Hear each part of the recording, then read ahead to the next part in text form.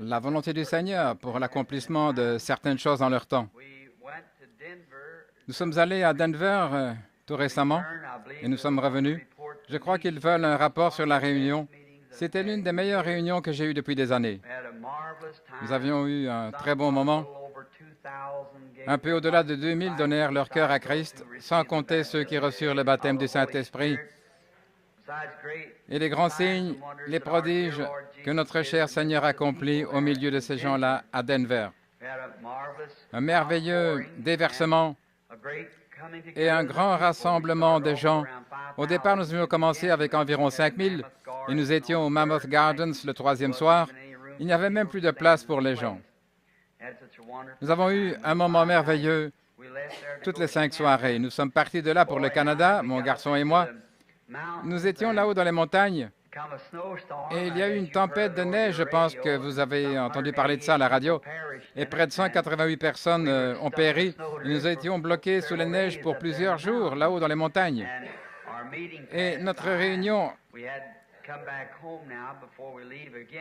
n'est pas lieu. Maintenant, nous sommes rentrés à la maison avant de repartir à nouveau. Nous croyons que tout cela était peut-être la volonté de Dieu et qu'il y a une meilleure réunion ou quelque chose d'autre qu'il nous a préparé. Nous ne savons pas. Nous marchons comme dans un monde sombre, mais non pas dans les ténèbres. Nous suivons simplement la lumière alors qu'elle se déplace. Et peut-être que notre Père céleste sait quelque chose dont nous ne savons rien. Il se pourrait qu'il y ait eu du danger, ou encore il se pourrait qu'il ait été occupé à amener quelqu'un. Dieu peut simplement s'occuper ainsi d'une seule personne. Il change toute une nation pour cette seule personne, pour les faire entrer. Ainsi donc, nous savons que tout était pour la gloire de Dieu.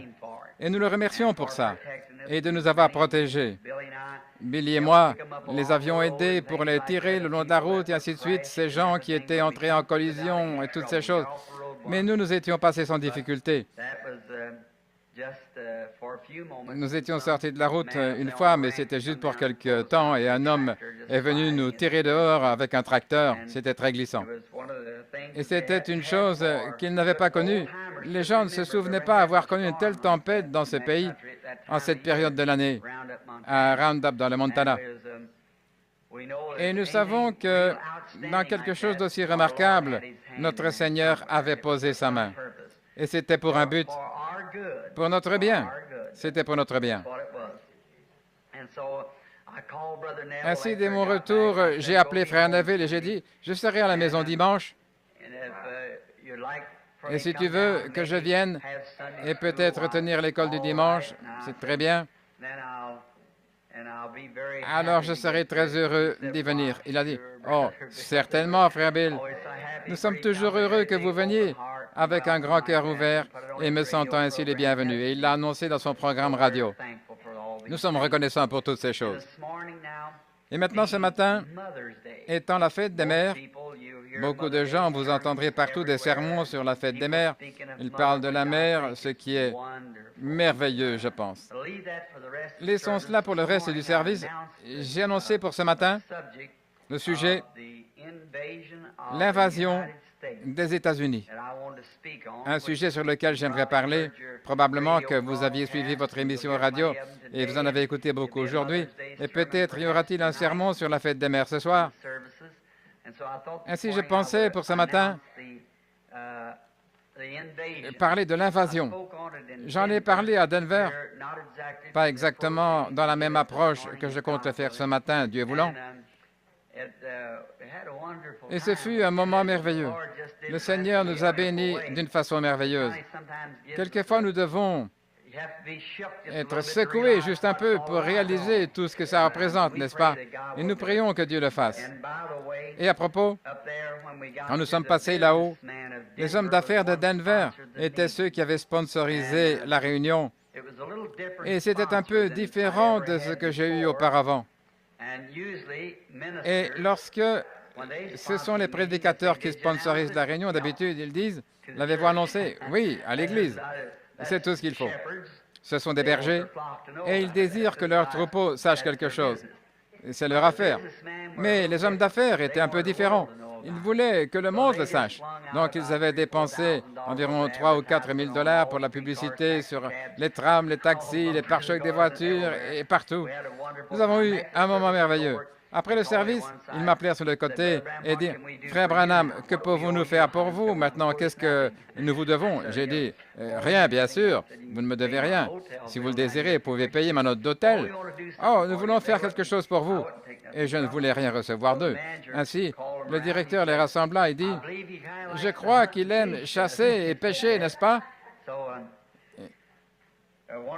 Ils dirent oui, et comme l'un des hommes d'affaires avait un ranch là, il dit, je vais lui en faire cadeau. Et M. Moore monta pour le voir, et il devait rentrer à cheval à une distance d'à peu près 55 km. Et M. Moore a dit, je voudrais voir Sir Branham rentrer chez elle assise sur un cheval. Mais après ça, ils sont partis là, dans un endroit, une ferme à Silver Plum au Colorado. Ceci est censé se trouver de ce côté-ci maintenant.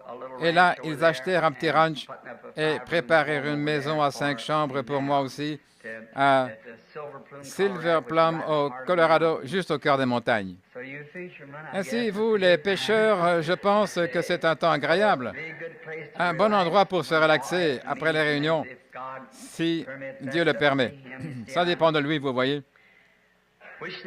Je vais maintenant attirer notre attention dans la parole. Et j'aime simplement la parole vivante de Dieu. À l'intérieur de la parole se trouve la vie.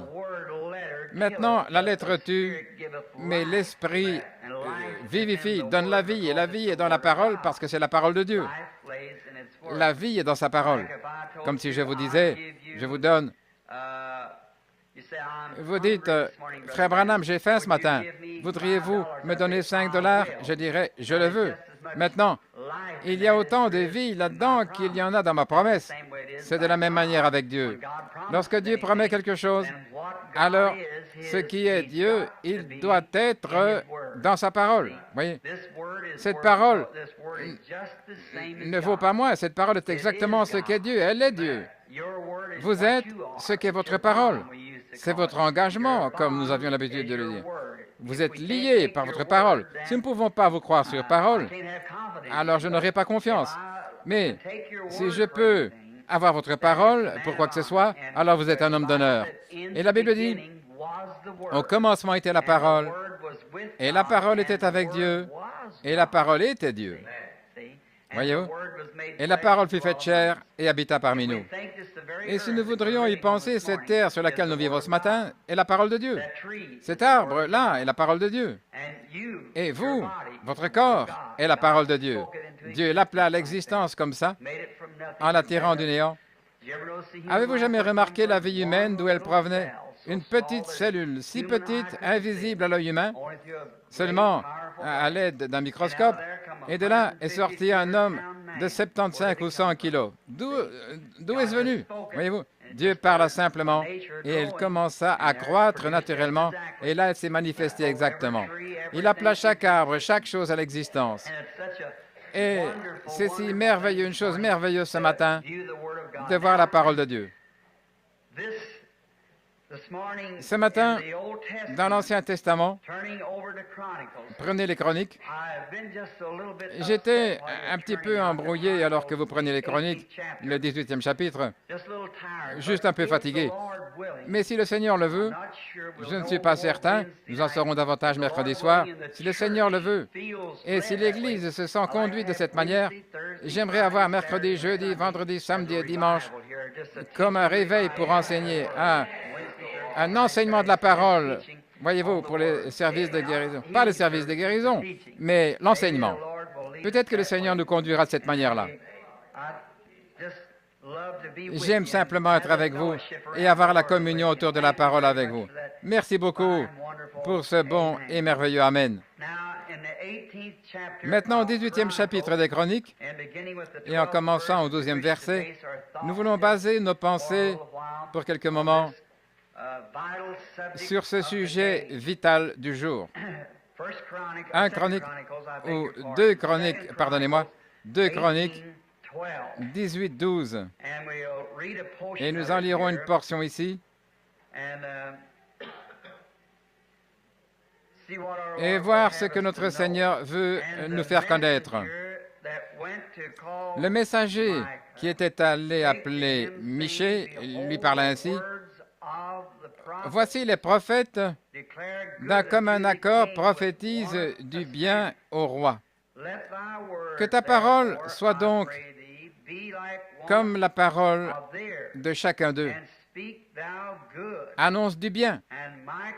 Michée répondit, « L'Éternel est vivant, j'annoncerai ce que dira mon Dieu. » Lorsqu'il fut arrivé auprès du roi, le roi lui dit, « Michée, irons-nous attaquer Ramoth en Galade ou dois-je y renoncer ?»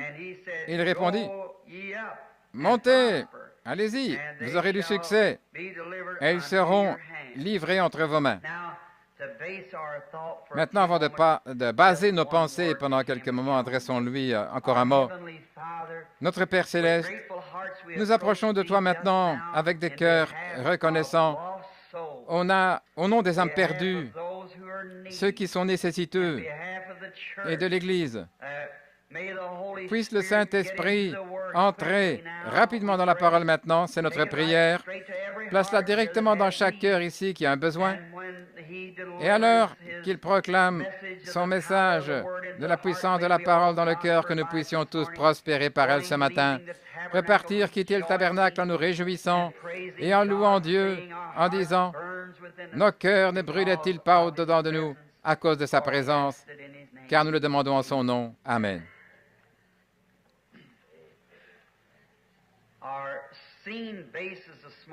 Ce matin, nous voyons une scène tragique. Et pour moi, l'Ancien Testament a toujours été une ombre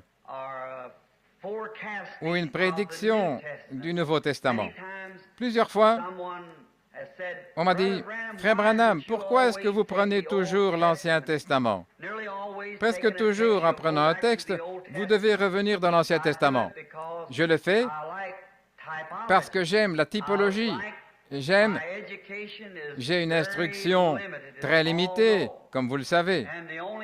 Et ma seule façon de savoir que je suis près de la vérité, quelque part, c'est de voir ce qu'était le modèle, de considérer le plan et voir ce que c'était. Alors, je sais ce qui était, ce sera quelque chose de similaire à ce qui est ici, parce que c'est simplement une ombre de la chose. Et j'ai toujours regardé l'Ancien Testament pour voir ce qu'ont fait les enfants d'Israël, pour voir ce qu'était la punition du péché, pour voir ce qu'était la justice des prophètes, voir ce qu'étaient toutes ces autres choses. Et alors, j'aurai une idée de ce qu'il y a ici, ce qui était le type de ce qui se passera à la fin, au moment du dénouement de la fin. Pendant ce temps, quelque chose de grand était arrivé en Israël. C'était pendant l'obscurité dans sa pleine mesure. Dans l'Ancien Testament, si le Seigneur le veut, peut-être dans les services qui suivront, je voudrais montrer comment les 7 âges de l'Église étaient typifiés dans l'Ancien Testament. Comment ils commencèrent comme au début des âges de l'Église des nations.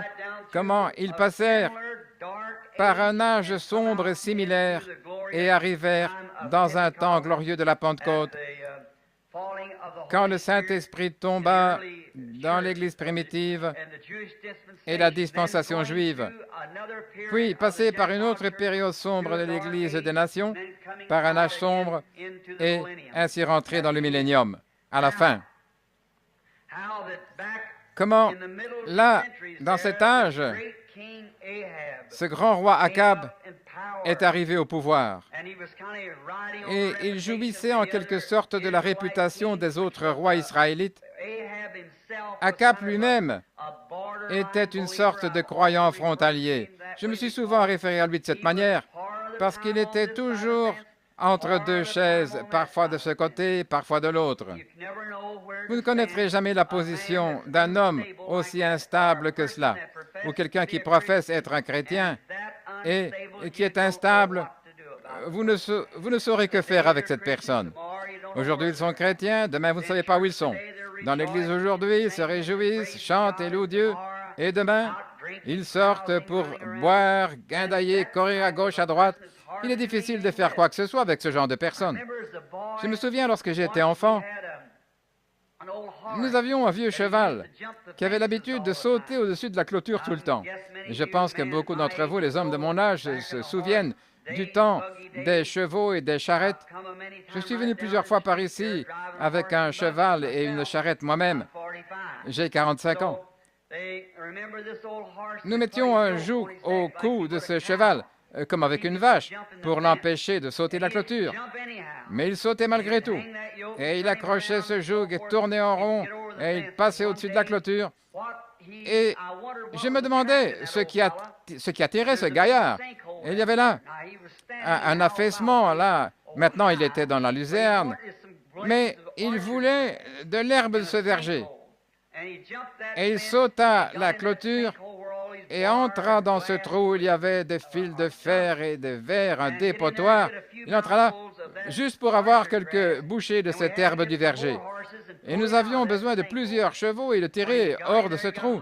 Quand il y entrait, il était coincé. Et quand on le détachait, il frissonnait, il saignait.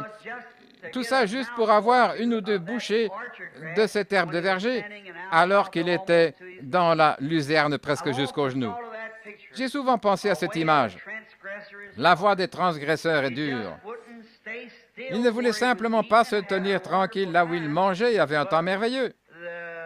Mais il devait sauter la clôture et être meurtri et blessé juste pour avoir une bouchée d'herbe d'une autre espèce. Maintenant, c'est à peu près la manière des gens qui sautent la clôture du pâturage de Dieu. Ne croyez-vous pas cela? Ils sortent aujourd'hui, ils rentrent, il est dans l'église, passe un temps merveilleux, et puis demain, ils quittent pour quelque chose comme cela. Ça rend la chose très pénible. Akab était plutôt, plus ou moins ce genre de personne. Partout soufflait le vent. Akab y mettait ses voiles, que ce soit de ce côté-ci ou de ce côté-là. Son mariage, là, tout embrouillé, avec une petite femme, une princesse, là, une fille de roi, Jézabel. Elle était belle d'apparence, une très jolie femme, mais méchante dans son cœur.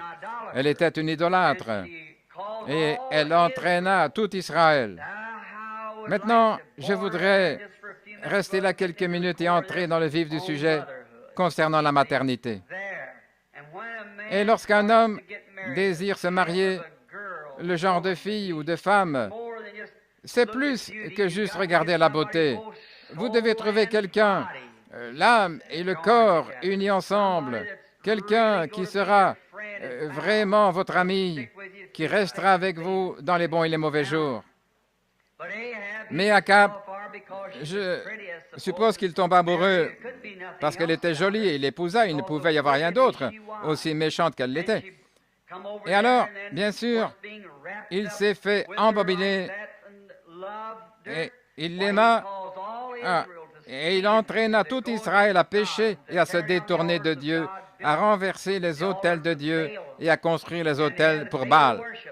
Et Baal était adoré en ce temps dans tout Israël. Maintenant, lui et sa femme maltraitèrent le juste Naboth. Beaucoup parmi vous l'ont lu, comment il lui arracha son jardin par une tromperie et jura un mensonge. Il avait eu un faux témoin contre lui. Parce qu'elle désirait faire quelque chose pour son mari, elle tua cet homme juste dans le but d'avoir un jardin qui était adossé au palais. Dieu voyait tout ceci. Alors le prophète Élie, qui était un grand et puissant serviteur du Seigneur, prophétisa et dit à Jézabel ce qui lui arriverait. Et il dit à Akab que les chiens lécheraient son propre sang. Maintenant, lorsque Dieu a dit quelque chose, bien sûr qu'en ces jours-là, la parole directe du Seigneur venait par le prophète. Dieu, dans les temps anciens et de diverses manières, a parlé au Père par les prophètes et dans les derniers jours par son Fils Jésus-Christ. Ceci est donc la parole. Et s'il y a quelque chose de contraire à cela, laissez ça de côté. Voyez. Maintenant, deuxièmement, il parle aujourd'hui par le prophète, le voyant, et ainsi de suite. Mais premièrement, c'est ceci, la parole. Et Akab avait commis cette méchanceté. Et il continua. Dieu bénit le peuple pendant plusieurs années. Puis finalement, vint Josaphat, qui était roi sur Juda, alors qu'Akab était roi sur Israël. Et Josaphat était un homme juste. Il était le fils d'Asa. Asa était un homme juste. Il renversa tous les autels des idoles, rétablit les autels de Jéhovah. Et ils avaient un réveil, comme il se doit, en Judée. Puis après quelque temps, Josaphat, ou plutôt Akab, envoya une expédition et découvrit une autre terre en Syrie qui, selon ce qu'il pensait, lui appartenait, et il pensait aller le récupérer. Donc il demanda à Josaphat s'il voudrait venir et faire alliance avec lui. Et bien sûr, il y a un grand danger maintenant, voyez. Lorsqu'on voit ce grand roi Akab là, et lorsqu'on voit ce grand là ici, Josaphat, l'un d'eux un tiède, l'autre un homme rempli de l'esprit, faites attention comment vous faites vos alliances. Faites attention à ce que vous faites. Comment vous vous mettez sous un joug avec des incroyants. Gardez-vous purs, spécialement en ces jours où nous vivons. Je crois, Église, sans l'ombre d'un doute, ceci brûle dans mon cœur. C'est la raison pour laquelle je cherche à avoir ces 5 soirées. Pour donner à l'Église une fois de plus, avant que ça arrive, passez tout au peigne fin par la Bible. Nous vivons à l'ombre du temps. Et ça pourrait arriver n'importe quand.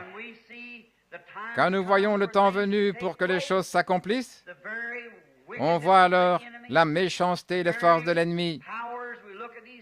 Nous voyons toutes ces tempêtes de neige, toutes ces choses, toutes ces pestilences et toutes ces différentes choses arriver, causées par toutes ces interruptions, par ces bombes mises à feu et toutes ces choses. Tout est mélangé. Et il joue dans le grand laboratoire de Dieu pour accomplir sa parole. Ça va arriver. Ainsi l'homme du péché se lève avec puissance, tellement séduisant. Oh, j'ai entendu ce matin un ministre, un homme rempli de l'esprit, parler de la marque de la bête et dire que l'Antéchrist est la Russie. Quelle erreur! Ah oui, la Russie n'a rien à voir avec ça. Non, monsieur. C'est scripturaire. Mais remarquez, dans le temps glorieux où nous vivons, un avertissement. Maintenant, ce Josaphat se sentait bien parce que le grand roi d'Israël avait dit « Viens me rendre visite ». Et il alla là-bas et ils prirent des veaux et des brebis et ainsi de suite pour les donner en sacrifice. Pendant tout ce temps, au fond de son cœur, Akab était un trompeur parce qu'il n'adorait pas ou n'offrait pas ses brebis et ses choses avec un cœur sincère. Car après tout, il se penchait plus vers la religion de sa femme. Et remarquez, quand Akab se maria avec Jézabel, au moment de ce grand âge sombre d'Israël, il amena l'idolâtrie en Israël. Un véritable type d'aujourd'hui. Juste comme dans cet âge sombre, avec les premiers apôtres, puis le 2e, 3e, jusqu'à l'âge sombre, le 15e siècle, tout comme Akab se maria avec Jézabel et amena l'idolâtrie en Israël, ainsi le fil d'Église du Saint-Esprit qui s'est marié avec des ismes et a amené l'idolâtrie, et aujourd'hui, c'est une forme de christianisme. Vous voyez, vraiment très sombre. Et maintenant, cela a avancé chaque jour. Chaque âge de l'Église s'est enfoncé vers la même chose, vers ce point culminant, arrivé à la condition tiède, l'âge tiède de l'Église de Laodicée. Oh, quel temps horrible où nous vivons! Écoutez, je veux confesser juste ici, avant d'aller plus loin, je suis un prédicateur à l'ancienne mode qui désire ardemment revoir ces vieux jours. J'ai tellement vu d'imitations comme Hollywood enjolivant l'Évangile au point que j'en suis malade. Oui, monsieur. Je désire voir cet temps ancien. J'ai peur que nous ayons trop embelli le christianisme pour les gens. une zone dangereuse. Maintenant, Josaphat est venu en pensant, « Oh, eh bien, ce grand roi d'Israël, je vais juste... Oh, nous aurons, ce sera merveilleux. » Et juste au milieu de tout ce charme, que fait-il? Il conclut une alliance pour aller combattre l'ennemi sur une base commune parce qu'il se disait, nous sommes tous les deux un même peuple, mais ils ne l'étaient pas. L'un était un groupe rempli du Saint-Esprit, l'autre était un groupe tiède. Ils n'étaient pas un même peuple, non monsieur. Les ténèbres ne peuvent s'associer avec la lumière. La nuit ne peut exister en présence du soleil. Et l'heure la plus trompeuse, c'est entre ces temps-là. Quand le soleil se couche ou se lève, c'est l'heure la plus trompeuse. Il n'y a pas assez de vision pour voir clairement. Vos phares ne vont pas bien éclairer. Il est préférable que ce soit l'obscurité ou la lumière. Jésus dit, soit bouillant ou froid, pas tiède. C'est la zone dangereuse. Et lorsque Josaphat vint, cette grande alliance fut conclue, ce qui ne plaisait pas à Dieu. Et remarquez, juste au moment de toute cette excitation, j'ai la faveur de ce roi et oh, j'ai la communion avec ce voisin. Voyez, faites attention à cela, Église. Voyez, c'est ça qui cause tous les troubles ici autour du tabernacle et ailleurs. Voyez, faites attention avec quoi vous vous mêlez. Sortez-en. Soit vous êtes pour Christ, soit vous êtes contre lui. Maintenant, cet homme fit alliance et il pensait avoir fait quelque chose de grand. Pourtant, lorsqu'il dit, n'y a-t-il pas ici, avant d'y aller, ne devrions-nous pas consulter le Seigneur à ce sujet? Maintenant, Josaphat, il lui restait assez de religion. Il commit l'erreur d'aller vers ce roi, mais il lui restait assez de religion pour penser, eh bien, nous devrions au moins consulter le Seigneur.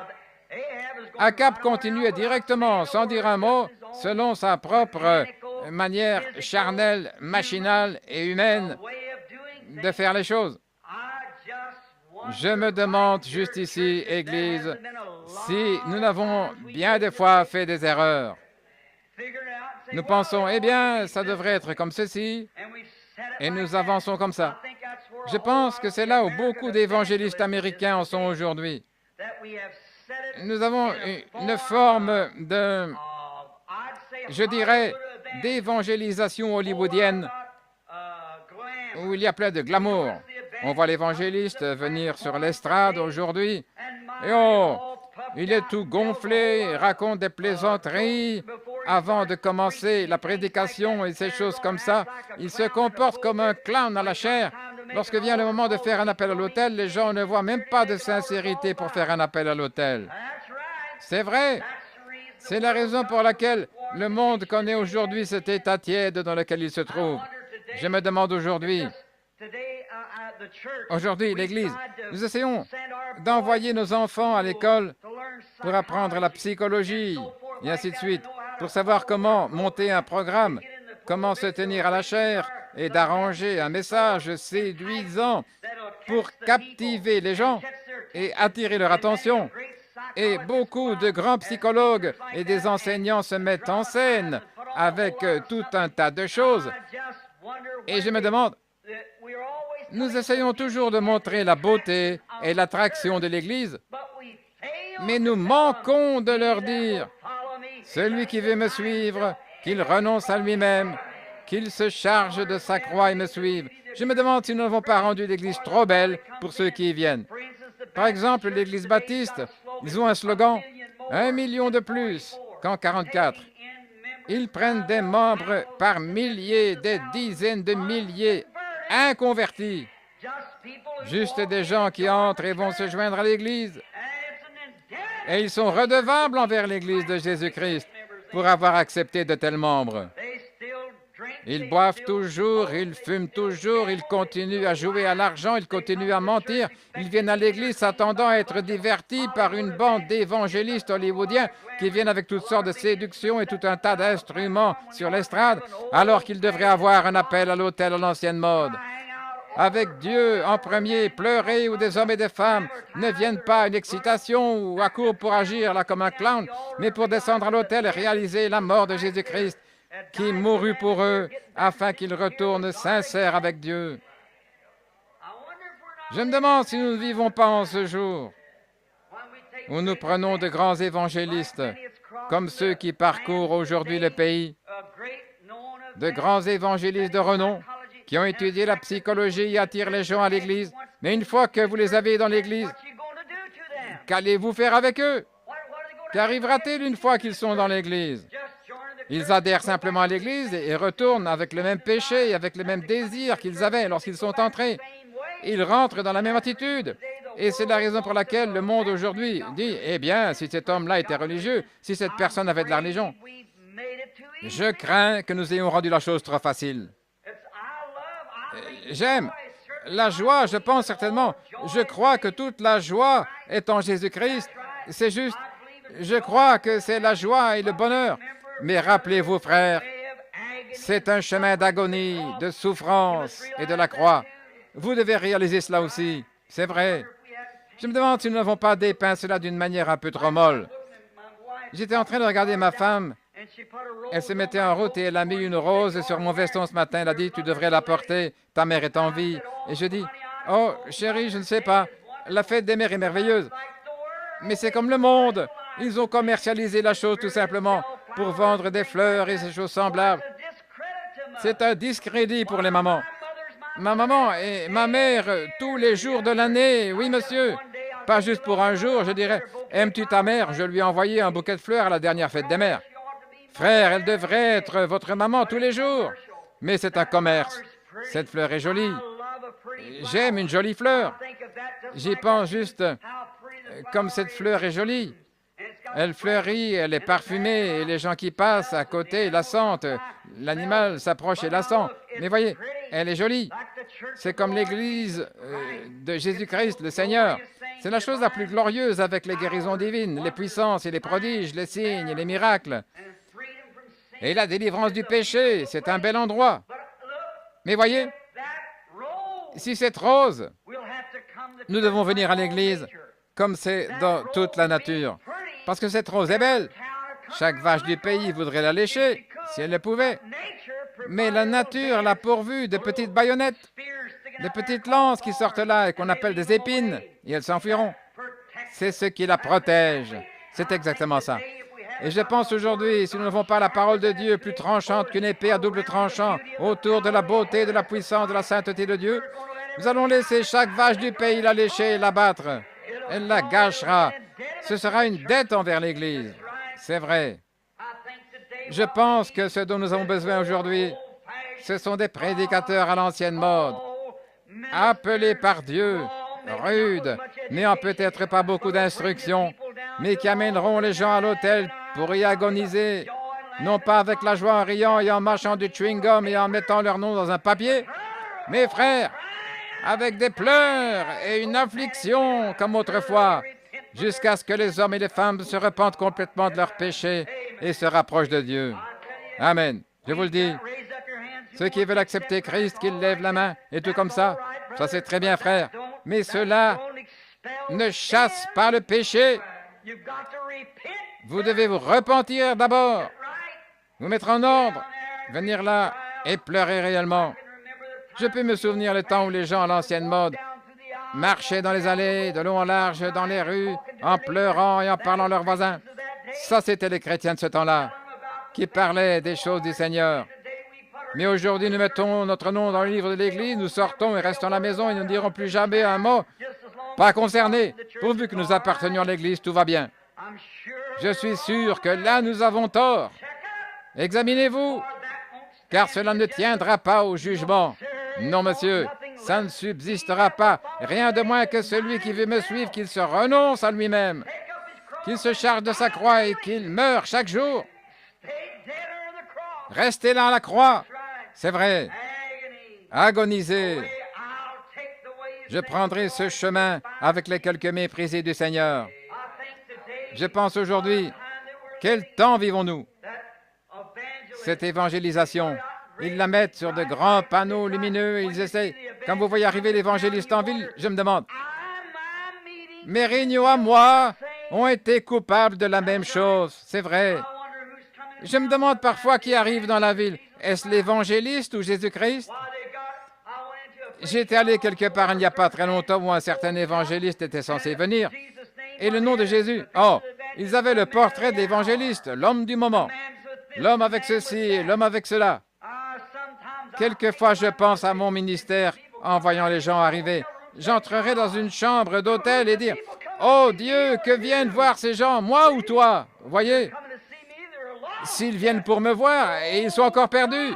Mais, oh Dieu, abaisse-moi et mets-moi de côté.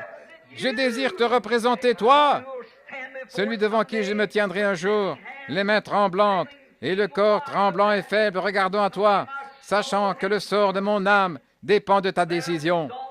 Exaltons Jésus. Aujourd'hui, vous dites, eh bien, je fais partie des baptistes, méthodistes, je fais partie du Branham Tabernacle, je fais ceci. Cela n'a rien à voir. Rien du tout. Parfois, je me demande. Il n'y a pas longtemps, j'ai vu une publicité où une certaine campagne allait se tenir dans la ville. Et le nom de l'homme était en gros caractères, comme ça, tout autour.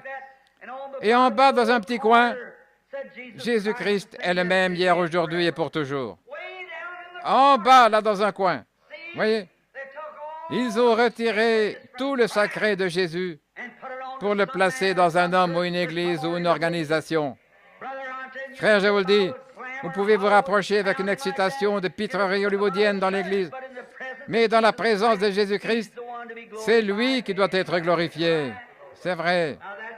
Maintenant, c'est la vérité, mes chers frères et sœurs.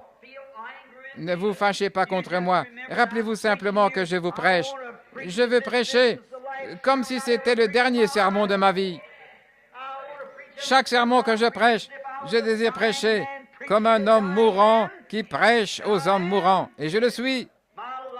Ma lumière s'éteint chaque jour, la vôtre aussi. Et nous sommes des êtres mortels, mourants. Et nous devrons faire face au Dieu vivant de ces jours. Et nous ferions mieux d'être profondément sincères. Et juste dans cette excitation, on avance pour se joindre à l'Église, on va ici, là, on se comporte de cette manière ou l'autre. Nous ferions mieux d'avoir des réunions de prière à l'ancienne mode dans nos maisons, criant à Dieu jour et nuit. Le jour s'approche. Le temps de détresse, le temps de trouble. Un jour sombre, a dit la Bible. Et nous vivons dans ce jour-là. Voyez comment ce grand homme, sous cette excitation, descendit là, se joindre avec des tièdes, avec des frontaliers.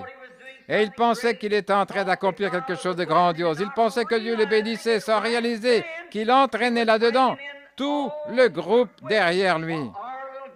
Il y a notre petit groupe de Judas ici, et allez nous joindre avec ce grand peuple d'Israël.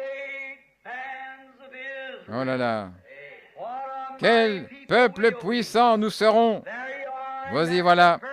Et c'est la même manière de tromperie que le diable utilise pour introduire l'Antéchrist. C'est aussi certain que je me tiens ici. Nous allons unir nos efforts. Nous ne pouvons pas faire cela. Comment deux peuvent-ils marcher ensemble s'ils ne s'accordent? Les États-Unis ont fait la même expérience et la même erreur quand ils se sont associés avec la Russie, au moment où ils étaient presque prêts pour avoir une guerre. Et nous sommes unis avec la Russie. Et vous voyez maintenant où nous en sommes. Ils ont nos avions et tous nos secrets, nos bombes atomiques, et tout se trouve là pour les renvoyer contre nous. La même chose se passe dans le spirituel. Puis nous découvrons qu'après que Josaphat ait conclu cette alliance, ils consultèrent. Maintenant, regardez. Observez le monde extérieur. Il dit, certainement, nous avons beaucoup de prophètes. Nous en avons plein de séminaires. Ils allèrent prendre les hommes qui avaient été entraînés, qui connaissaient la psychologie et qui connaissaient tout. Il dit, nous vous demandons de venir, nous voulons consulter le Seigneur. Ils sont venus tous, bien sûr, selon leurs pensées charnelles enflées, et dire, allez-y, car le Seigneur est avec vous, et le Seigneur va vous donner cette terre-là. C'est pour vous. Vous repousserez en arrière les Syriens. Vous le ferez. L'un d'entre eux se fit même une paire de grandes cornes de fer et commença à courir autour comme ça en disant, vous savez quoi? Vous allez repousser les Syriens. Mais Josaphat était juste un peu plus spirituel. Il ne pouvait supporter cette espèce de farce. C'est vrai. Oh Dieu, envoie-nous plus de Josaphat qui en ont assez de cette farce hollywoodienne. C'est juste. Ils simulent ou prétendent être ce qu'ils ne sont pas, faisant du théâtre comme sur une scène. Et puis, lorsqu'ils viennent, que faites-vous quand ils entrent? C'est comme demander à un homme d'aller nager dans un désert. Rien de plus qu'un bain de sable sur votre tête pour vous causer des ennuis après.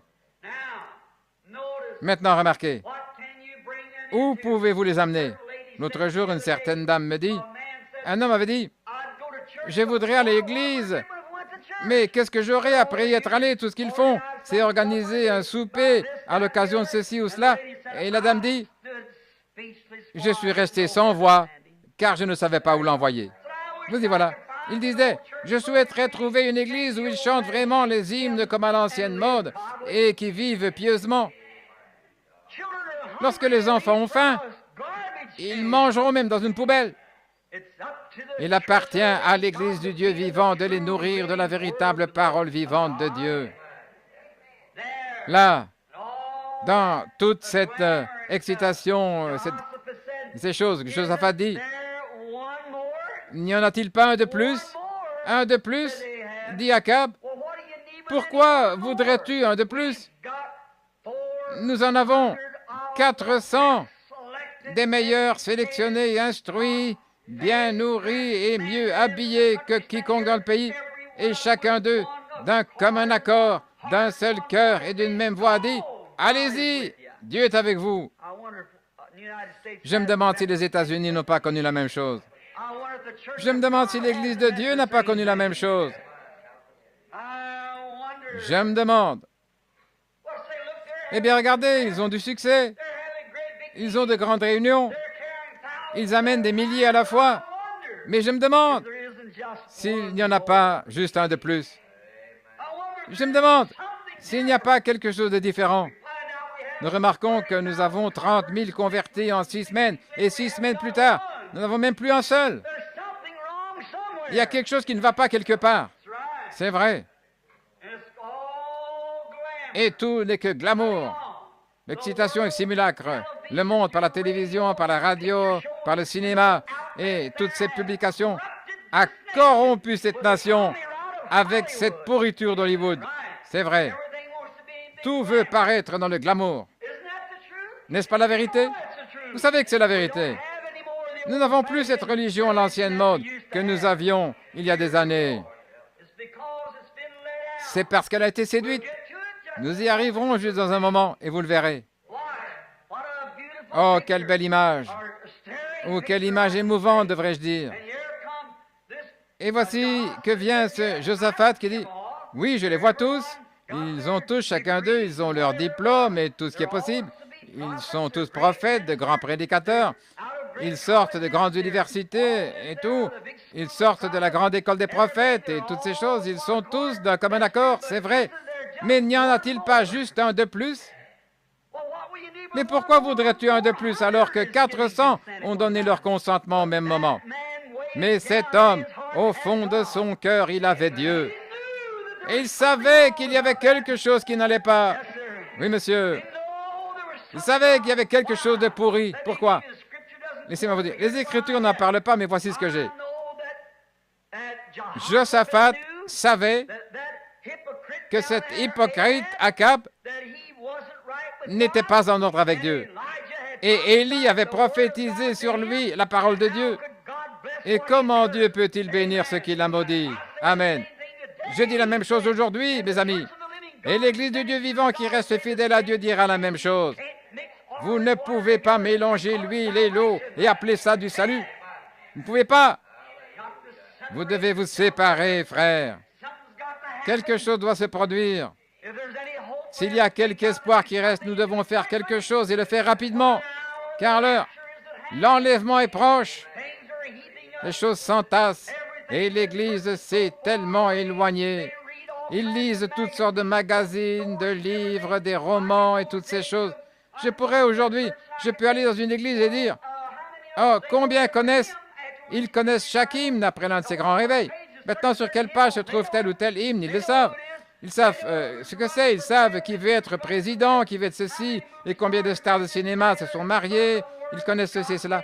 Mais la parole de Dieu, ils n'en savent rien. Vous y voilà. Pourtant, ils professent être chrétiens. Et les gens ne sont pas à blâmer. C'est du haut de la chair que ça vient. Exactement. C'est du haut de la chair. Il leur enseigne toutes sortes de rythmes et toutes sortes de ceci, cela et d'organisations. Comment faire des groupes de jeunes et tout. Je me demande si c'est rétribué. Je n'ai rien contre ça, mais je me demande si ce sont les exigences de Dieu. Alors que Jésus a dit, à moins qu'un homme ne soit né d'eau et d'esprit, il ne peut d'aucune manière entrer dans le royaume de Dieu. Celui qui veut me suivre, qu'il se renie lui-même et les plaisirs mondains, qu'il se charge de sa croix et me suive. La croix est le symbole de la mort, de l'agonie. Celui qui veut être chrétien, qu'il se dépouille de ses propres idées, qu'il se dépouille de ses propres œuvres, qu'il se dépouille de toutes choses, se renie en lui-même, et qu'il prenne cette croix consacrée et me suive chaque jour. Que celui qui veut me suivre fasse cela. C'est ce qu'a dit Jésus. Mais aujourd'hui, nous disons que tout le monde ait un moment grandiose, que tout le monde tape des mains, que tout le monde crie Alléluia, que tout le monde fasse ceci. Nous avons un tas d'histoires. Amen. Oh Dieu! Nous sortons ces nouveaux chants et nous les chantons tellement vite qu'il semblerait que nous allons courir à travers les murs et quelque chose comme cela. Quand je pense que si nous chantions plus près de toi, mon Dieu, ce serait beaucoup mieux pour l'Église. C'est cantique à l'ancienne mode.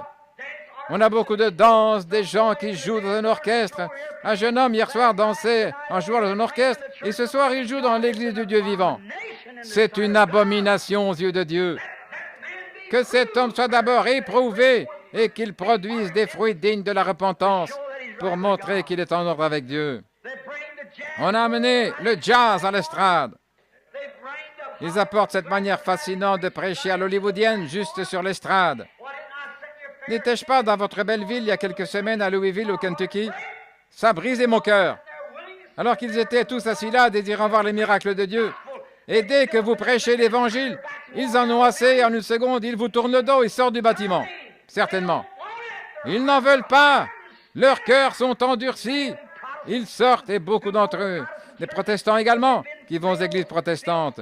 Mais ils ont été tellement remplis de choses clinquantes et tout comme ça, de bêtises et de manières ecclésiastiques, qu'ils ne connaissent rien de l'Esprit de Dieu vivant. Ils ont une forme de piété et ont renié la puissance. Dans quel jour nous vivons? Voyez où cela nous amène. Josaphat dit, je le sais, Akab, voilà tes 400 prédicateurs. Ce sont des gens très bien en apparence. Chacun d'eux est habillé de manière distinguée et leurs cheveux bien peignés. Ils peuvent avoir leur doctorat en théologie, toutes sortes de diplômes. Ils peuvent avoir la connaissance des Écritures de A à Z. Mais n'avez-vous pas quelque part un de plus? N'y a-t-il pas juste un de plus quelque part? Il dit, oui, il y en a encore un, mais je le déteste. Vous y voilà. Vous y voilà. Je le déteste. Rappelez-vous qu'Akab était religieux et tous ces docteurs étaient des hommes religieux. Mais il haïssait cet homme qui avait la vérité. Il dit, je le hais, mais il profère toujours quelque chose contre moi. Comment pouvait-il s'empêcher de le faire alors que la parole de Dieu l'avait condamné? Comment pouvez-vous encore vous taire, vous qui êtes un homme ou une femme de Dieu, ayant la connaissance, voyant le péché et ces choses s'entasser et abonder, et toutes ces choses comme cela, voir des millions aller en enfer chaque jour, et rester silencieux? Vous ne pouvez pas. Quelqu'un me disait, penses-tu pouvoir l'arrêter? Je dis, non, je ne peux pas l'arrêter, parce que Dieu l'a dit. Mais un jour, à la barre du jugement, on va placer ce grand écran, projeter ça à partir de la caméra, et cette bande sera jouée, et je me tiendrai là pour l'écouter, et je voudrais entendre ma voix, lançant un avertissement contre cela. Dieu me jugera lorsque ma voix retentira contre cela. Oui, monsieur, quand nous verrons cette vie, cette génération réapparaître sur la scène du jugement, certainement, nous vivons dans un temps terrible. Et voilà, et nous le voyons qui dit, N'y en a-t-il pas un de plus? Il a dit, oui, mais je le déteste, car il prophétise toujours du mal contre moi. Comment peut-il s'empêcher de prêcher ces choses dures quand il voit les choses continuer? Voir Akab vivre et agir comme il était et amener les gens dans cet état-là, comme un homme ou une femme de Dieu, comment peut-il se retenir de crier ou de réprimander le péché de tous côtés? Quand il voit ces prédicateurs tièdes et ces fascinateurs, ces éducateurs et ainsi de suite, laissant les gens aller en enfer par millions sous la tromperie, beaucoup parmi eux, et même les gens de la sainteté. Je ne parle pas tellement de méthodistes, de baptistes et des autres, ils les ont aussi, mais c'est juste là dans leur rang. Oh, ils viennent à l'autel comme n'importe quoi, sauf comme des chrétiens. Ils vivent de n'importe quelle manière, et ils appellent ça la religion. C'est une religion, mais elle est loin du salut du Seigneur. C'est juste. Ils rassemblent des gens au point que c'est juste une grande troupe d'excités. Puis dès que cette excitation se termine, la première chose que vous voyez, vous n'en retrouvez aucun. L'Église est vide. Mais si un homme aime Dieu, il sera chaque fois à sa place dans l'Église. Il ne peut pas s'en tenir éloigné. C'est juste. Remarquez maintenant, juste pour quelques minutes, je vais essayer de me dépêcher et me rapprocher du sujet maintenant, car mon temps s'écoule. Remarquez. Alors il dit, n'y a-t-il pas juste un de plus? Il dit, oui, mais je le déteste. Il prophétise toujours contre moi. Il dit toujours du mal à mon égard. Très bien, dit-il, allez le chercher. Son nom est Michée. Mais cet homme-ci avait assez de religion pour discerner que ces hommes-là n'étaient pas en ordre. Et tout homme qui ait jamais été touché juste un peu par l'Esprit de Dieu sait que ces choses qu'on appelle aujourd'hui christianisme n'en sont pas. Vous ne pouvez pas aimer le monde et les choses du monde. Sinon, l'amour de Dieu n'est même pas en vous. La Bible le dit. Maintenant, voyez, il dit allez le chercher, et ils allèrent. Puis, il a envoyé un petit messager, peut-être le diacre de l'Église ou quelqu'un d'autre. Il est allé là, et il dit, maintenant écoute Michée, nous allons t'emmener devant Akab et Josaphat. Ils sont tous deux assis là, ce sont de grands hommes, ils sont des docteurs et des érudits, et ils ont leur diplôme, et ainsi de suite. Et chacun de nos séminaires et de nos églises, tous sont d'un parfait accord que ceci est la volonté du Seigneur. Maintenant, toi, tu diras la même chose qu'eux, et je t'assure, tu seras vêtu de manière distinguée, tu vas rouler dans une Cadillac. Je t'assure, tu seras un grand monsieur si tu fais cela. Oui, tu auras la prospérité. Michée dit, le Seigneur Dieu est vivant, je dirai seulement ce que Dieu dira. Oh, voilà un homme selon mon cœur. Je pourrais manger du pain et boire de l'eau selon qu'il a dû faire à cause de cela. On peut vous frapper sur une joue ou sur une autre et quoi encore. Mais il dit la vérité, il s'est tenu avec elle. Dieu a confirmé que c'était la vérité. Il n'était pas très populaire, mais il connaissait Dieu. Le petit Michée fut emmené là. Et il dit, très bien Michée, que dis-tu à ce sujet? Il dit, montez, montez, allez-y. Allez-y, dans la paix. Ayez du succès, c'est ça que je veux que vous fassiez. Quant à moi, je vais Israël dispersé sur une colline comme un troupeau qui n'a pas de berger. C'est ça. Et à ce moment-là, Akab se retourna vers Josaphat et lui dit, qu'est-ce que je te disais? Ce saint comédien ou autre, quoi qu'il soit. Qu'est-ce que je te disais? Cet homme ne prophétiserait que du mal contre moi. Qu'est-ce que je te disais? Il voudrait toujours condamner notre Église, condamner nos prédicateurs et condamner notre religion. Qu'est-ce que je te disais? Je le connais. Je connaissais son père avant lui. Je connaissais son père avant lui. Oui, monsieur. Un véritable homme de Dieu. Il dit, je savais qu'il dirait ça. Et il dit alors, oui, dit-il, je vais Israël comme des brebis dispersées sur la colline sans berger. Et puis, l'un de ces hommes, celui qui avait de grandes cornes qui étaient censées repousser, un prédicateur s'approcha et saisit le petit Michée et lui asséna une gifle sur la bouche aussi fort qu'il pouvait. Il dit, par quel chemin l'Esprit de Dieu est-il sorti de moi, si tu le sais? Il dit, attends jusque tu sois enfermé en prison, tu sauras par quel chemin c'est sorti. Attendez que la Russie attaque et envahisse les nations et ce pays à cause de son état rétrograde. Et vous verrez si c'est vrai ou faux. C'est vrai. Vous verrez si votre religion tiède vous délivrera ou pas. Que cette nation vienne avec des larmes, non pas avec du rire et les yeux secs. Que cette nation tombe sur les genoux de la repentance. C'est ce dont nous avons besoin. Il ne s'agit pas d'un réveil pour rassembler beaucoup de gens dans l'Église.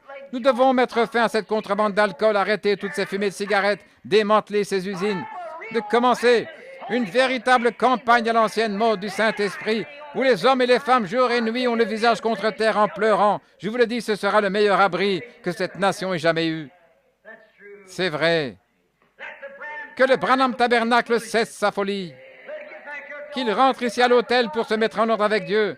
Réconciliez-vous avec vos voisins, mettez-vous en ordre avec Dieu. Vous n'aurez plus de disputes.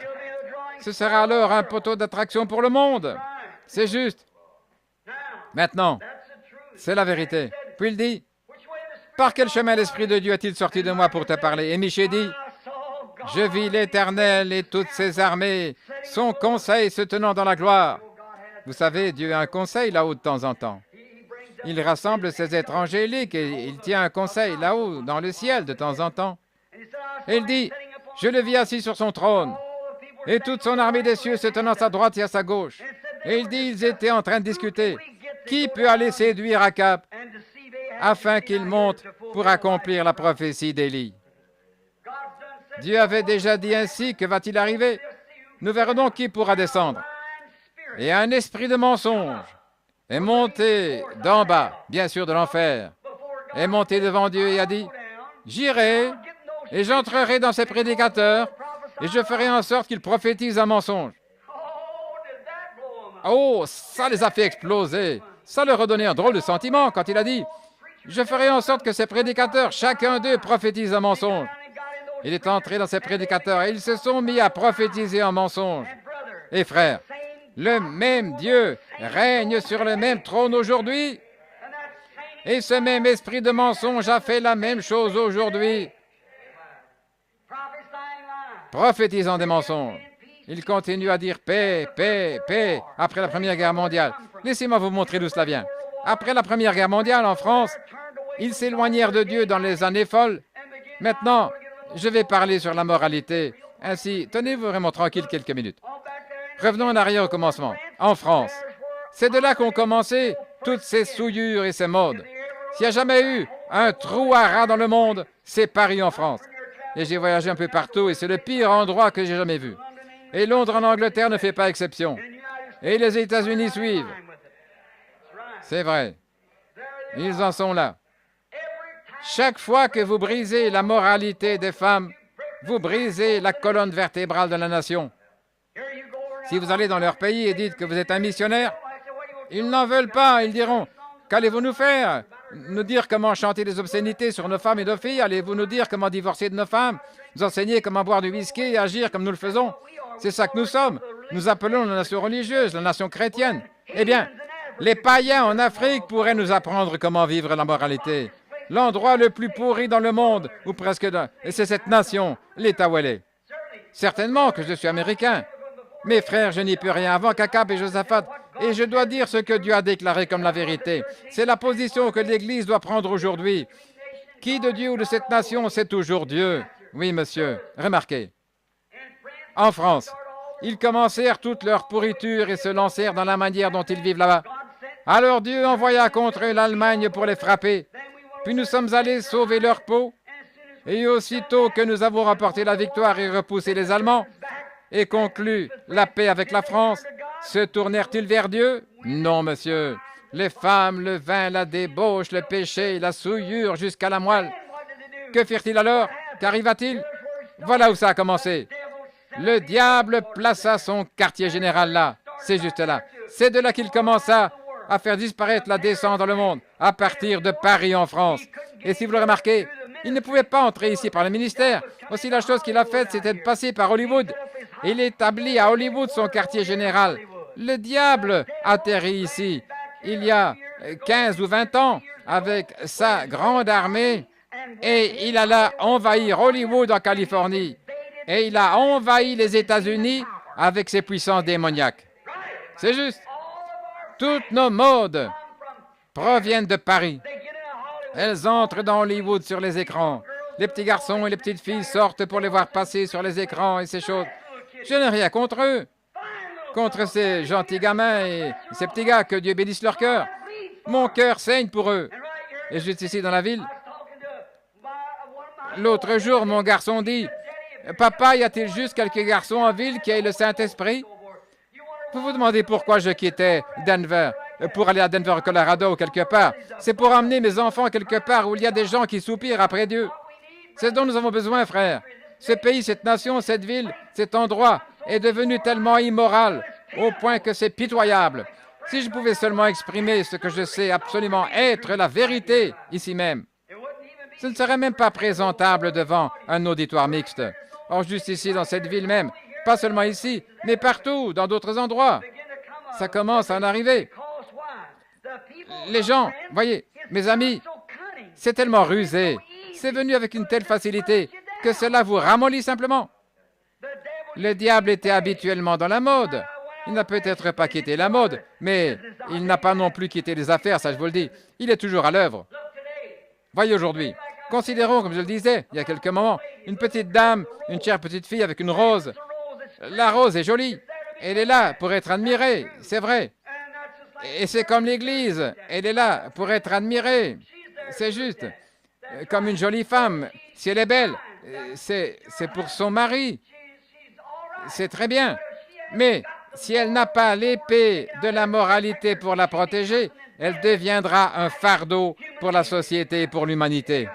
Elle tombera si bas et sera scandaleuse et corrompue au point que les chiens ne voudront pas la regarder. C'est vrai. Et c'est pareil pour l'Église du Dieu vivant. Ils essayent de produire du glamour, faire des arrangements. Ils déshabillent les femmes et les gens et ne se rendent pas compte que ce sont des démons qui envahissent vos maisons. L'autre jour, dans mon voisinage, une jeune dame que je considère comme une femme très bien. Elle est mariée, elle a un enfant. Et la jeune femme est sortie là. Le mari était parti travailler et cette jeune femme sortit là avec ses petits vêtements sur elle. C'était horrible. Ceci est un discours terrible pour la fête des mères. Mes frères, laissez-moi vous dire quelque chose à vous les mamans. Redevenez une mère. Et même un petit garçon qui était en visite dans notre voisinage vient nous en parler en disant « Venez voir !» J'ai dit « Eh bien, ça ce n'est rien. La femme est une gentille femme. Je ne dis pas qu'elle est immorale. Mais le problème, c'est qu'il y a sur elle un esprit impur, malsain, qui la fait agir ainsi, et elle ne le sait pas.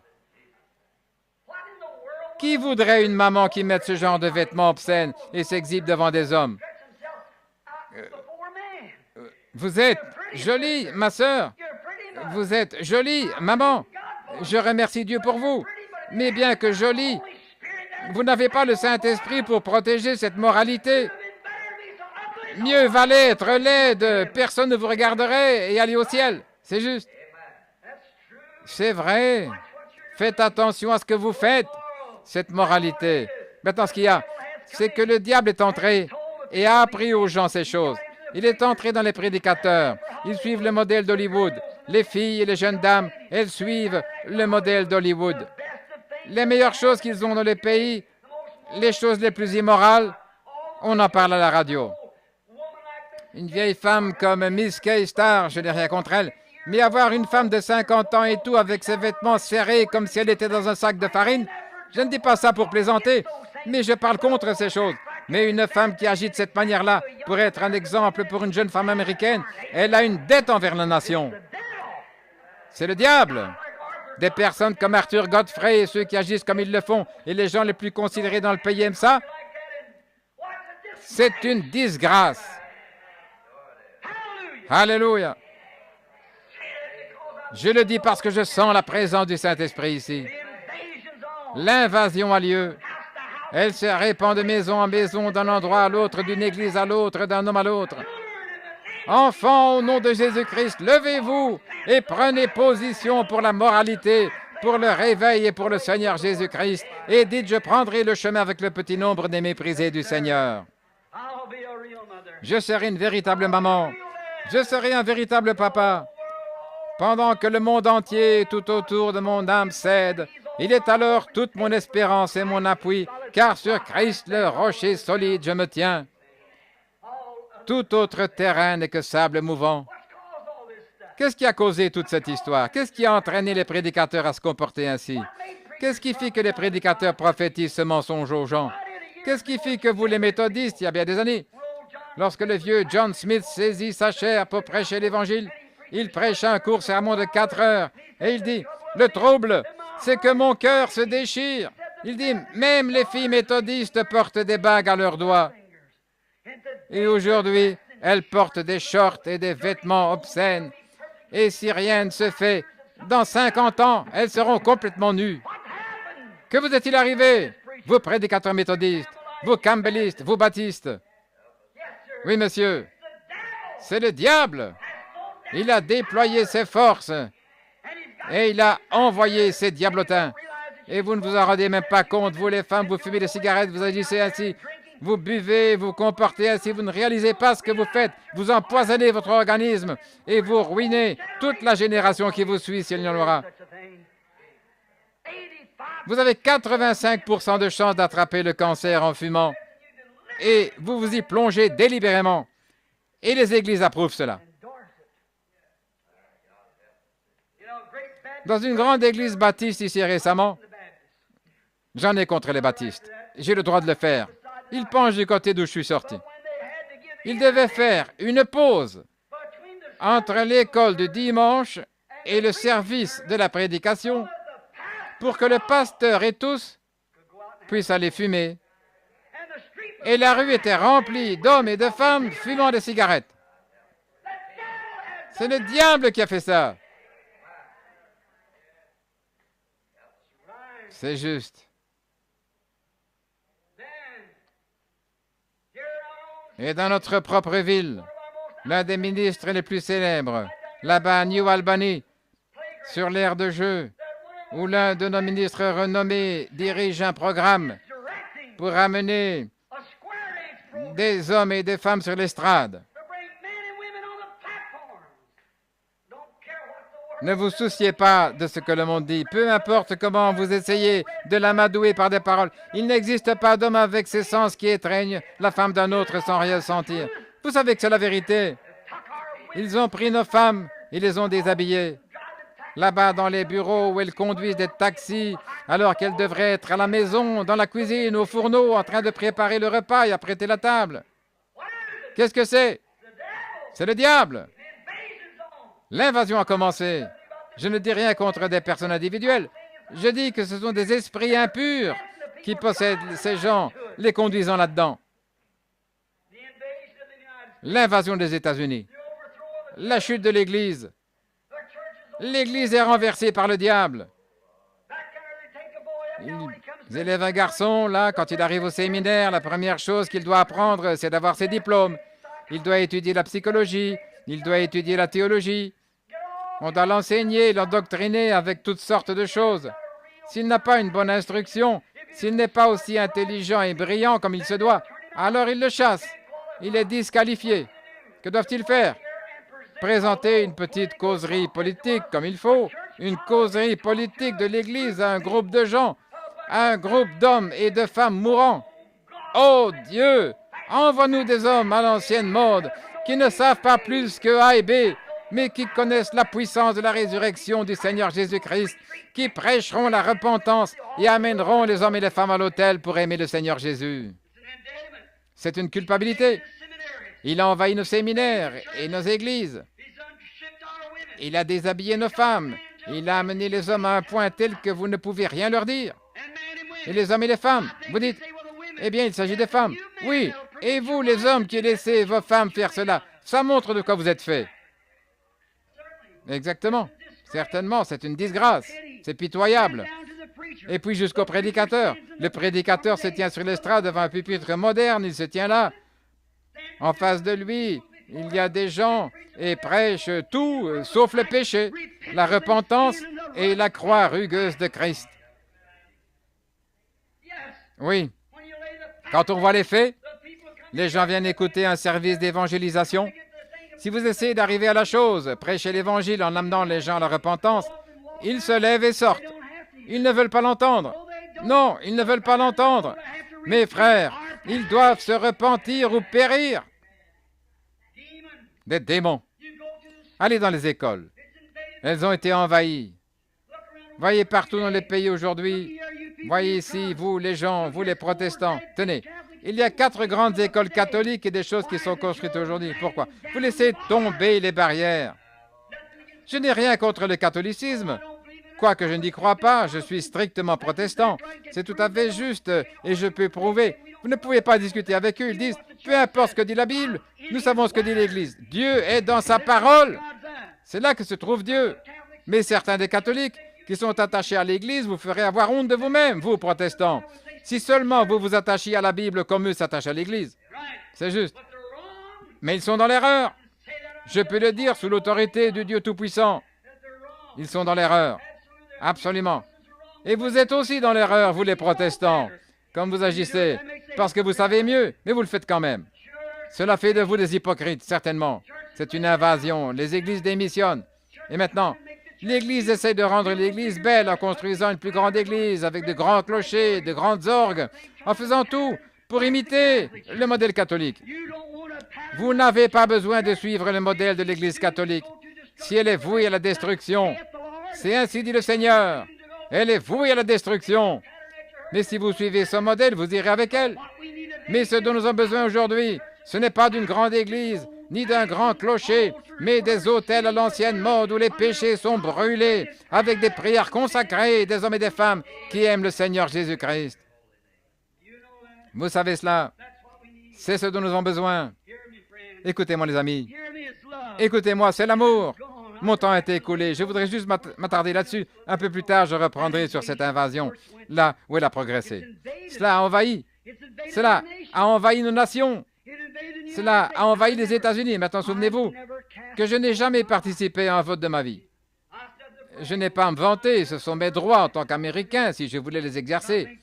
Mais je pense trop à mes amis pour les faire entrer là-dedans. Voyez, je les ai vus y entrer étant des hommes honnêtes, mais en sortir des escrocs. Et je ne veux pas ça. Je veux une seule chose, c'est construire une plateforme pour quelqu'un qui est le candidat et c'est Jésus-Christ, c'est lui seul. Je consacre mon temps pour lui, c'est juste. Si je peux redresser l'Église, le reste du monde prendra soin de lui-même. C'est juste. Mais laissez-moi vous dire, lorsque M. Roosevelt, il est mort, qu'il se repose, je crois qu'il se repose, il vint et brigua 3 ou 4 mandats et prit le pouvoir. C'est juste une dictature préliminaire. Je peux vous prouver ça dans les Écritures où il est dit que ça arriverait. C'est juste. Nous n'avons plus de constitution. Elle est taillée en pièces. Tout est gâché. Les républicains sont tout aussi mauvais. C'est 6 d'un côté et une demi-douzaine de l'autre. Car chaque royaume sera brisé, mais le royaume de Jésus-Christ subsistera et régnera jamais. C'est juste. Daniel a vu la pierre se détacher de la montagne et frapper le monde politique, le réduisant en poudre, comme la balle sur une aire de battage en été. Mais la pierre devint une grande montagne qui remplit tout le ciel et remplit toute la terre. C'est cela. Le système politique est à sa fin. Notre nation est en faillite. Souvenez-vous de ça, frère Branham l'a dit, comme étant ainsi dit le Seigneur. Notre nation est tombée.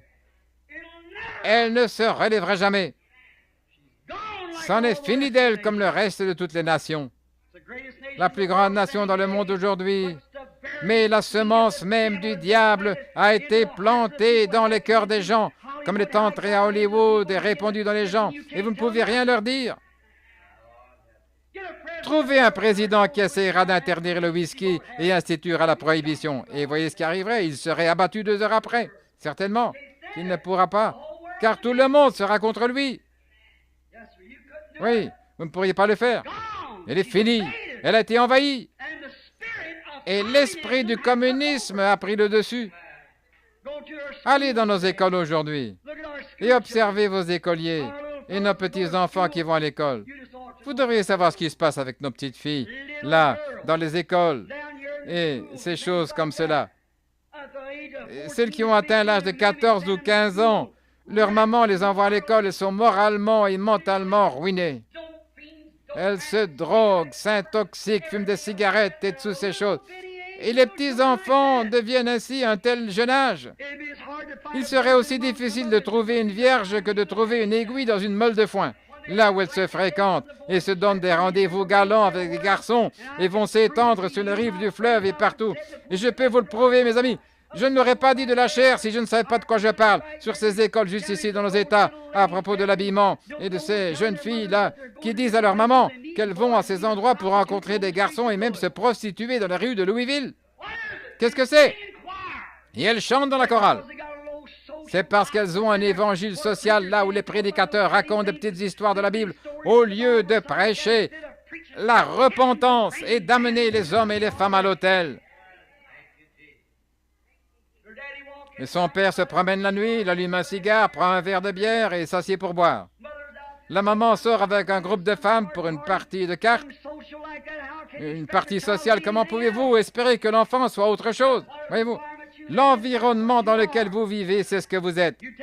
Prenez une petite fille, un jeune garçon, et laissez-les sortir et vivre avec quelqu'un. Prenez un homme. Je peux prendre mon garçon et le laisser sortir avec quelqu'un. Quand je rentre, je peux toujours vous dire avec qui il a été. Certainement. Observez cet environnement. Cet esprit le saisit. Allez dans une église où tout le monde... Allez dans les églises du Saint-Esprit ou dans les églises pentecôtistes, comme on les appelle. Oh, le pasteur court et secoue la tête en avant en arrière. Voyez toute l'église qui commence à faire la même chose. Que cet homme continue avec quelque chose de drôle ou autre. Et voyez toute l'église qui suit cela. Allez à un endroit où le pasteur est vraiment empesé, froid, et voyez tout le groupe agir de même. Vous êtes entré dans cet environnement. Prenez un homme qui est moralement un brave homme et qu'il se marie avec une petite femme qui ne vaut pas plus que 10 sous, et ça ne sera pas plus long que l'homme ne vaille pas plus que 10 sous aussi. C'est ce qui arriva avec Akab, et vice-versa. Prenez une gentille petite femme qui se marie à un homme qui ne vaut pas 10 cents, et bien vite, elle fera la même chose. Voyez-vous, comme je pourrais ce matin parler de foyers brisés, ces choses, où des mamans aimables sont allées avec des papas ivrognes et des choses semblables. Elles pensaient qu'elles pourraient faire quelque chose avec eux, mais maintenant... Et la maman et chacun d'eux boivent. C'est l'environnement. Qu'est-ce que c'est? C'est le diable.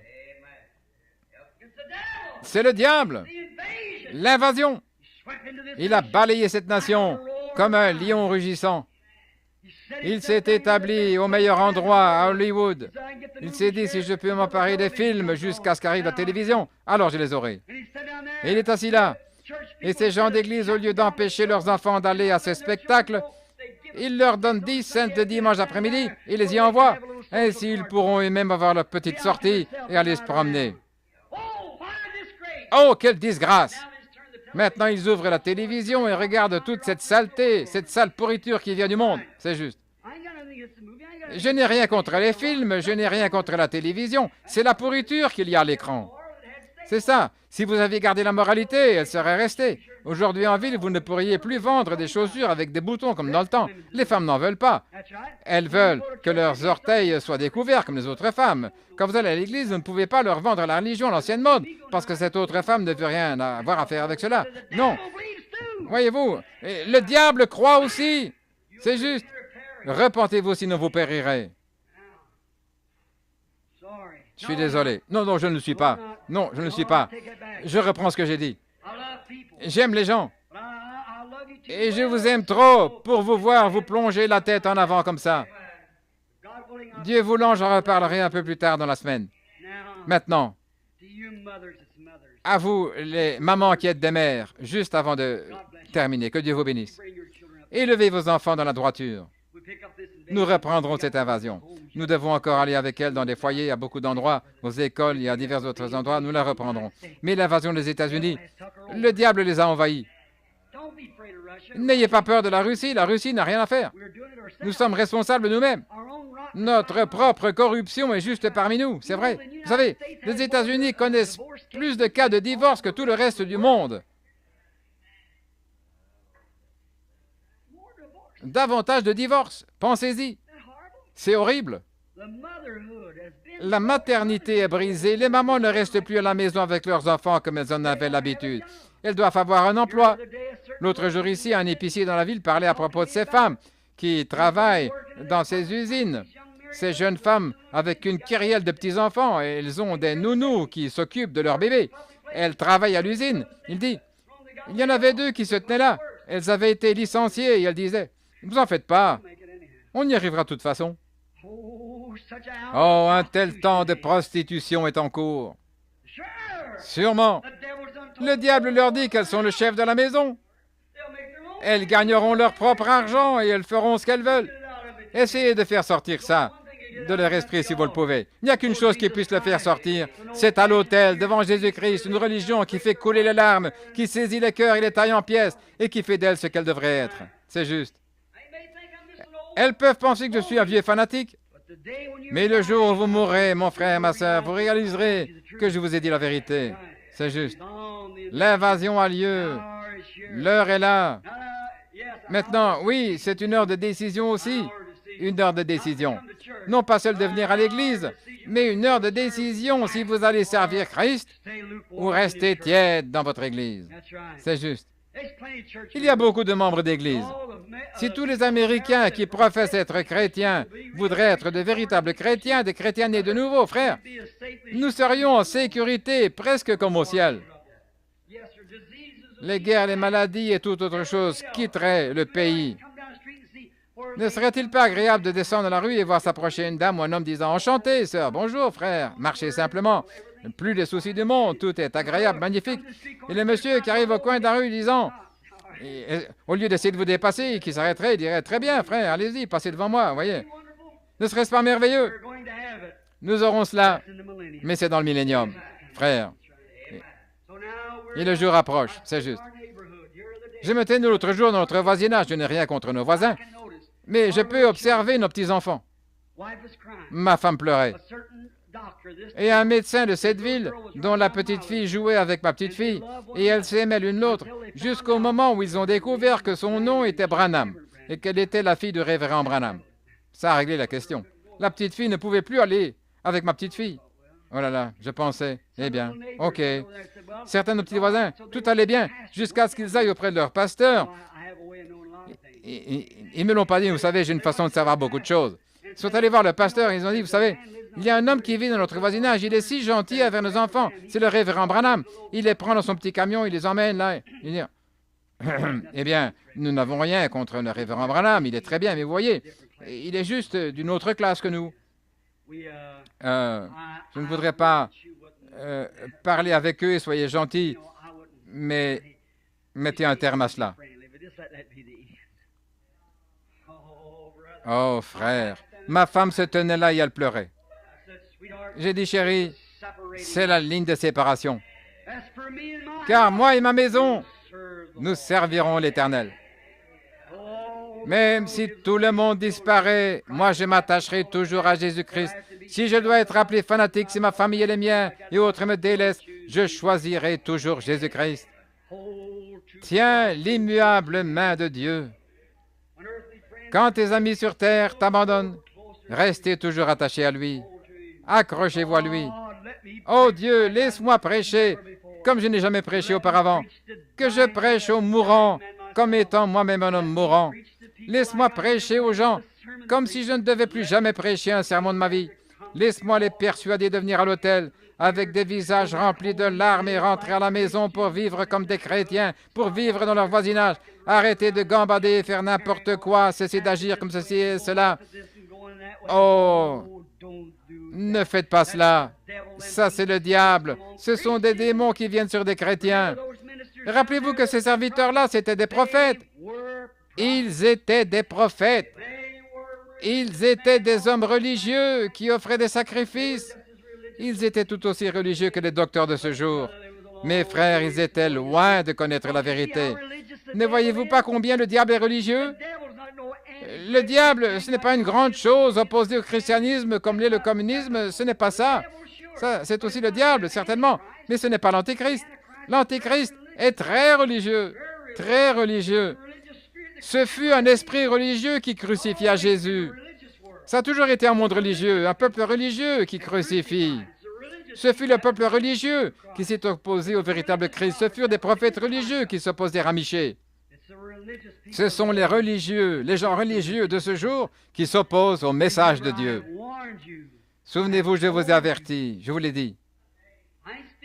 Je ne parle pas beaucoup des catholiques, des baptistes et des méthodistes. Je suis en train de parler aux gens de la sainteté. C'est juste là parmi eux, pensez-y, aujourd'hui, où ils en sont avec des mises en scène. Oh là là, quelquefois j'entrais.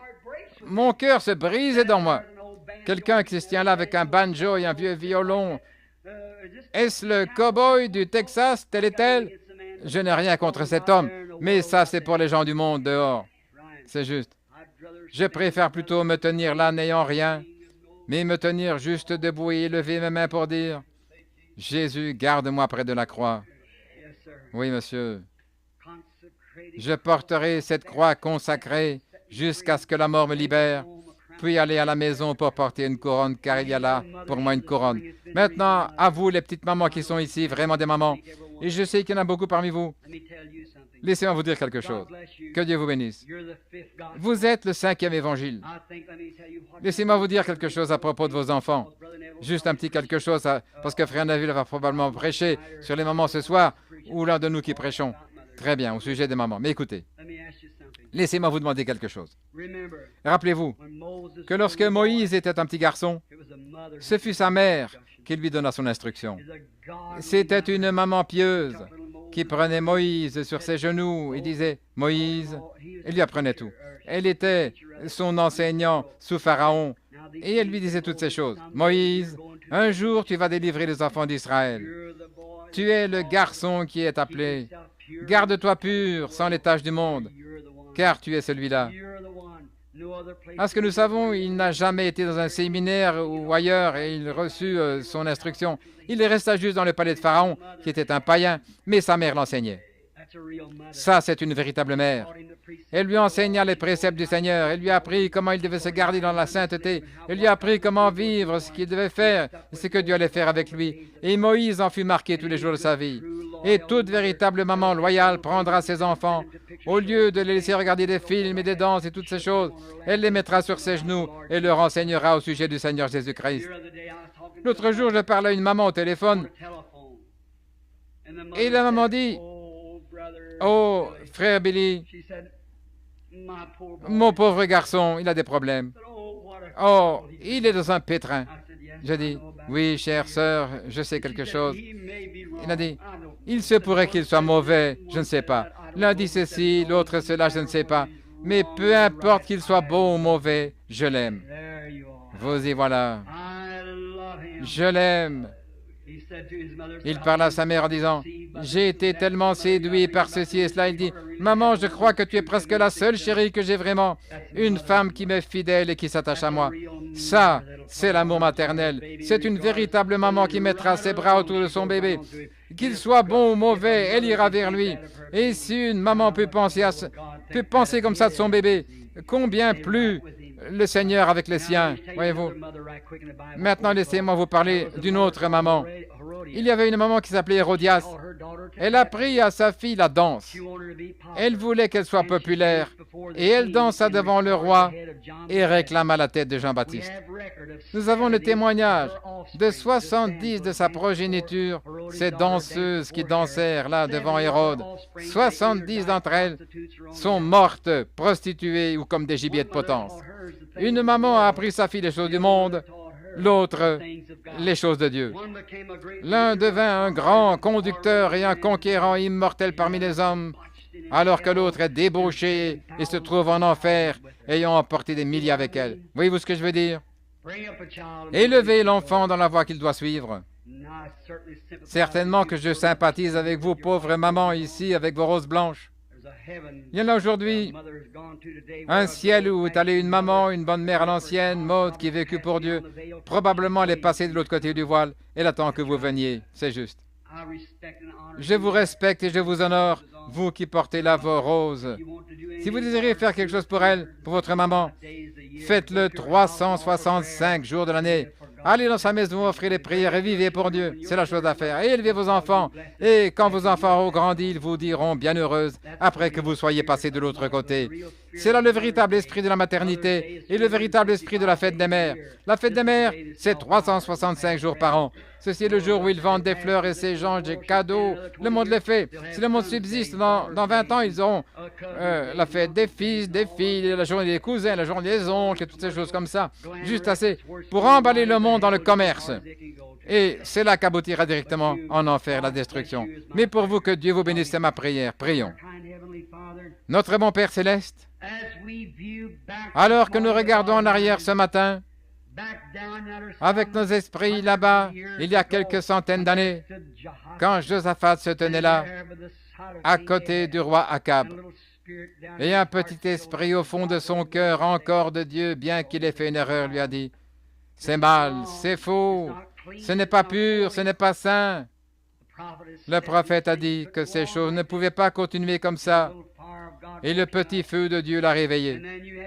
Et alors tu as eu quelqu'un pour répondre à ce petit feu qui était Michée, le vrai prophète de Dieu. Bien qu'il soit venu là, vêtu de haillons, bien qu'il soit venu méprisé, et tous le regardaient comme une bande de loups regardant un agneau. Mais il a dit la vérité. Même s'il a dû être frappé au visage, même s'il a dû être jeté en prison et nourri de pain et d'eau de chagrin, mais pourtant les paroles qu'il a dites se sont accomplies, car tu étais avec lui. Oh Dieu, accorde-nous aujourd'hui de regarder dans cette Bible. Nous regardons les livres d'église, les décalogues, et ainsi de suite, des églises, les rituels, et voyons comment ils font ceci, ça ou autre chose. Mais examinons cette vraie parole ici, et voyons ce qu'elle dit. Sans la sainteté, personne ne verra le Seigneur. Recherchez la paix et la sainteté sans lesquelles personne ne verra le Seigneur. Celui qui aime le monde et les choses du monde, l'amour de Dieu n'est pas en lui. Dans les derniers jours, il y aura des temps difficiles. Les hommes seront égoïstes, orgueilleux, vantards. Oh, ces grandes choses, Seigneur, qui se produisent. Entêtés, enflés d'orgueil, aimant le plaisir plus que Dieu, enseignant aux gens des préceptes d'hommes au lieu des commandements de Dieu, ayant l'apparence de la piété et reniant la puissance du Saint-Esprit, pour remplir un homme de l'Esprit, pour le rendre joyeux, pour faire couler les larmes de ses yeux, pour le faire sortir et prier pour les malades, pour le faire parler en langue et interpréter, pour le faire prophétiser. L'Esprit de Dieu, le Dieu vivant, ils l'ont simplement emporté dans une loge ou quelque chose comme ça, ayant l'apparence de la piété et reniant ce qui en fait la force. Oh Dieu, que ce petit auditoire ce soir se réveille rapidement maintenant, avant que la fin des temps n'arrive et nous surprenne dans cette condition. Puissions-nous nous renouveler, comme dit la Bible, lève-toi et secoue-toi, et demande le chemin ancien qui est le bon chemin. Et quand tu l'auras trouvé, marche-y. Dieu, accorde-nous de nous retrouver là, de retrouver le chemin rude lorsque nous pourrons nous tenir ensemble et joindre nos mains en disant, je prendrai le chemin avec quelques méprisés du Seigneur. J'ai commencé avec Jésus et je continue. Dieu, aide-nous à vivre cela et à être cela. Bénis toutes ces chères mères assises ici, sachant qu'elles sont elles-mêmes des mères, avec des roses blanches épinglées sur leur manteau ce matin, en mémoire d'une chère vieille mère qui a quitté la scène. Ô Maître de la vie, bénis-les, Seigneur, et qu'elles soient également bénies, et que les souvenirs de leurs enfants soient comme les leurs avec leur mère, si elle est partie au-delà du voile, vers un ciel glorieux. Accorde-le, Seigneur, et un matin, lorsque la vie s'éteindra dans nos veines, et que le souffle nous manquera, le voile s'ouvrira, et elle descendra peut-être au bout du Jourdain pour nous aider à traverser. Oh, ce jour glorieux, où nous poserons nos pieds là-bas, où l'air ne sera pas contaminé par la fumée de cigarettes. Il n'y aura jamais d'ivrogne dans la rue. Il n'y aura pas de prostituées. Il n'y aura pas de péché. Il n'y aura jamais rien de tel. Mais dans l'éternité glorieuse, nous vivrons en paix avec notre Seigneur Jésus-Christ et nos enfants. Quel jour glorieux! Ô Père, pendant que la grande obscurité est là, la bataille, et le diable envahit le pays, envahit les chairs, envahit les églises, envahit les peuples, envahit les entreprises, envahit les villes et les écoles et les maisons. Ô Dieu, aide-nous à nous lever, à tirer l'épée rapidement et à combattre pour Dieu comme Moïse et les Lévites l'ont fait là-bas lorsque le péché est dans le camp. Aide-nous, Seigneur. Pardonne-nous maintenant et bénis-nous et garde-nous humbles. Brise-nous, ô Seigneur, ô Dieu. Tu as dit, celui qui sort semant dans les larmes reviendra sans aucun doute portant avec lui les gerbes, joyeux. Ô Dieu, brise-nous en morceaux. Façonne-nous à nouveau, Seigneur. Nous nous éloignons trop du chemin. Moi-même, Seigneur, j'en arrive au point où je pense à combien de personnes assisteront à ma réunion. Oh Dieu, je veux que toi, tu sois présent. Viens, Seigneur. Oh Christ, viens, Seigneur. Brise-moi, façonne-moi. Oh Seigneur, ne me laisse jamais avoir ces choses à l'esprit. Dieu, garde-les loin de moi. Aide-moi, Seigneur, à prêcher, comme je l'ai dit il y a quelque temps, comme un homme mourant à des hommes mourants, sachant que nous devons tous faire face à l'éternité. Nous devrons nous tenir devant toi quand tu n'auras pas ta manière agréable, quand tu n'auras pas de miséricorde, quand tu te tiendras sans miséricorde, quand tu te tiendras en colère pour amener le jugement sur les nations et les peuples qui ont rejeté, méprisé l'amour de ton enfant. Seigneur, donne-moi la miséricorde avec lui aujourd'hui, afin qu'en ce jour-là, je puisse être rassuré. Je devrais peut-être pleurer maintenant, mais tu essuieras tout cela pour me réjouir à ce moment-là quand tu diras « Entrez dans la joie du Seigneur qui a été préparée pour vous dès la fondation du monde. » Seigneur, sois avec nous maintenant et aide-nous. Nous prions au nom de Jésus. Amen.